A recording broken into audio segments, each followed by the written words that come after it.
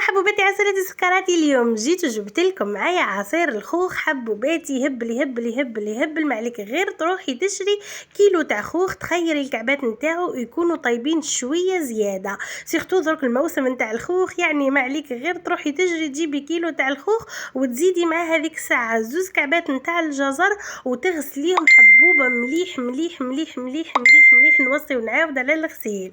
ومن بعد هذيك الساعه حبوباتي تجي تحطيهم هذيك الساعه وتفرغي عليهم كاس نتاع السكر، واكيد السكر من بعد ذوقي كل واحد حسب الذوق نتاعو، معاهم لتر نتاع الماء، تحطيهم حبوبه يطيبوا على نار هاديه حتى ينشف هذاك الماء يولي عاقد شويه، وتطيب الكعبه خلاه نتاع الخوخ تولي زبده. تنحيلهم هذيك الساعه النوايات فرات القشور، حبوباتي يترحى به بقشورو، تنحي عليك هذوك النوايات وتحطي هذاك الخليط كامل كيما راه، ترحيه وتفوتيه في الصفايه.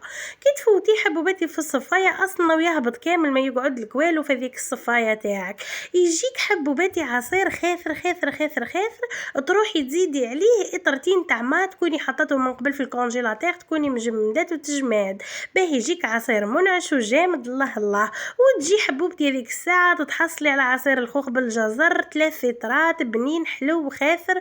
تعرفوا ما عندي ما نقولكم، ما عليكم غير تروحوا تجربوه، ما يبقى لي انا غير باه نقولكم نحبكم نموت عليكم. دمتم في رعايه الله وحفظه، والى اللقاء.